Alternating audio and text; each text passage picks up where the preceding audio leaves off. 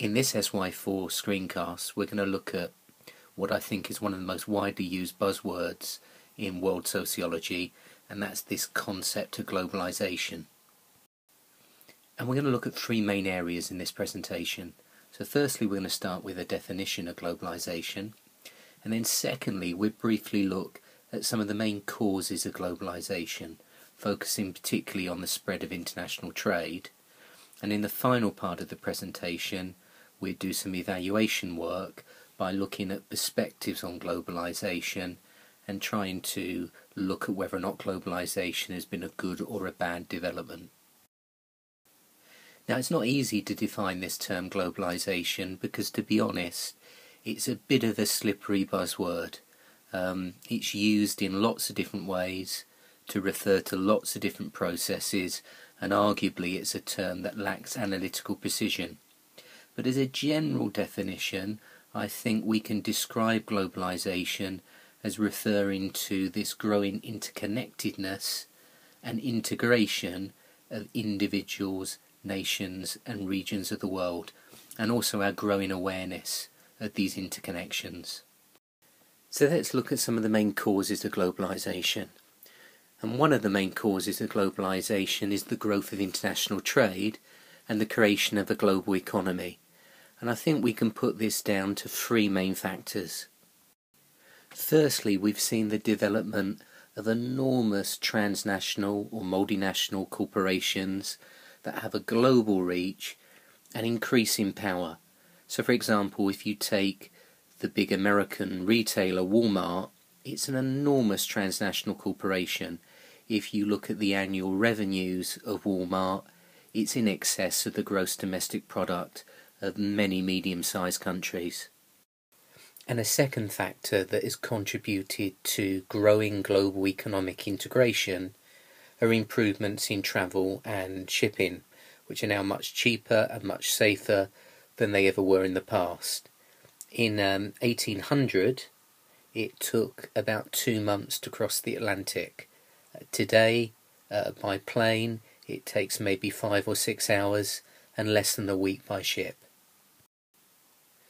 And this ability to travel to remote places with greater speed and ease is sometimes referred to as time-space compression. And then the third factor that's been integral to the creation of a global economy has been this practice of trade liberalisation. And this is where governments, often influenced by neoliberal ideology, have tried to create free trade by decreasing or removing tariffs and other trade barriers. So we've seen a move away from economic protectionism and more trade that moves across national boundaries. Of course, international trade is not a wholly new phenomenon. However, proponents of globalisation would argue that what's changed in recent decades is just the sheer scale in world trade. So we can see in this graph that in 1960, international trade accounted for less than 20% of the world's gross domestic product. But by the beginning of the 21st century, we can see that it increased to about 50% of the world's GDP. And of course, another really important cause of growing global interconnectedness have been some of the important developments in IT and media communications. And the sociologist Anthony Giddens has a really horrible term to describe the effect of these technologies. He talks about a process of time, space, distanciation. And what Giddens means by this is that increasingly our social relations are disembedded from local contexts of interaction and rearranged across indefinite spans of time and space. Or to put it in simple terms, it's now possible to be more intimate with somebody on the other side of the world than somebody on the other side of the same room. Okay, the last thing that we're going to do in this presentation is have a look at some perspectives on globalisation and weigh up whether or not globalisation has been a good or a bad development. And the term that we're going to use to describe those perspectives that are positive about globalisation is we're going to call them the hyper-globalizers or the global optimists. And as a generalization, most of these people tend to be politically on the right. They tend to be very pro-capitalism, and there's a particularly strong link, I think, with neoliberalism. And those people who've been much more critical about globalization, we're going to call them the skeptics or the global pessimists. And again, as a generalization, these people tend to be more on the political left, linked either to dependency theory or other Marxist perspectives, or some of the people-centered approaches that we've looked at. And I think the starting point for hyperglobalists, those people who are positive about globalization, would be the argument that global capitalism has done a lot of good. So the argument would be that people now are healthier, live a longer life, and are markedly wealthier than they were 30 or 40 years ago. And this applies not just to people in rich countries. Also, if you look at data from the World Bank, it shows that about 600 million people in poorer countries have moved out of extreme poverty over the last 30 years. And this is partly down to manufacturing jobs moving from high-wage countries to low-wage countries, creating more economic opportunities for people in developing countries.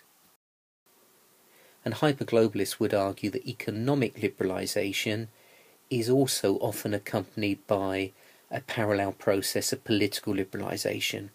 So the argument that they're making here is that another positive feature of globalisation has been the spread of ideas like democracy and individual freedom to different parts of the world, particularly from the end of the 1980s when the Cold War came to an end. And lastly, hyperglobalists are also upbeat and positive about some of the cultural effects of globalisation. So they talk about globalisation creating new, exciting, hybrid or fusion cultures that bring together different cultures, different people from around the world. And we can see that expressed in new forms of food, new forms of music, new forms of art, and so on. Okay, let's now look at those people who are a bit more pessimistic about globalisation, the skeptics, who as a generalisation tend to be politically a bit more on the left. And one of the main arguments that the skeptics would make, reflecting I think dependency theory, would be the argument that increased trade has had unequal benefits. So it's mainly been these richer countries in the Northern Hemisphere who benefited, but there are many other parts of the world, particularly sub-Saharan Africa, that have largely been left behind. And also the skeptics would argue that even those developing countries that have experienced a lot of economic development, that have seen their gross domestic product go up quite significantly, in those countries, that extra wealth that's been produced has not always trickled down to the poorest sections of society. So the argument would be that one of the main problems with global capitalism is it exacerbates inequalities, both between nations, but also importantly within nations. And the global pessimists would also be sceptical of the idea that globalization necessarily leads to more democracy. Noam Chomsky, for instance, argues that globalization has actually seen the erosion of power from elected governments, and by extension the people who vote for them, and that decisions are increasingly made at a global level by elites who are not accountable to the general population. So power is transferred from the nation state to banks, to multinational corporations, to the Bretton Woods institutions. And I think skeptics would also argue that culturally, globalization doesn't always lead to more diversity and the creation of exciting new hybrid or fusion cultures. Instead, they would argue that there's a stronger tendency of globalization to create standardization, to create cultural forms that are very much based on American values. And this is a process that the sociologist George Ritzer has referred to as the McDonaldization of world society. But in my view, the most powerful criticism of globalization comes from environmentalism. As worldwide production and consumption increases, we use more resources, especially more water, more land, more fossil fuels. So globalization may have made the average human richer, but the problem is that rich people tend to use more of everything, especially energy.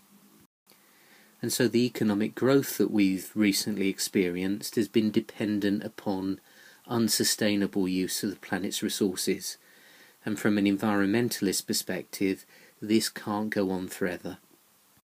And so environmentalists would argue that globalization in its present form is unsustainable, it's short-sighted, it's self-indulgent and tremendously destructive.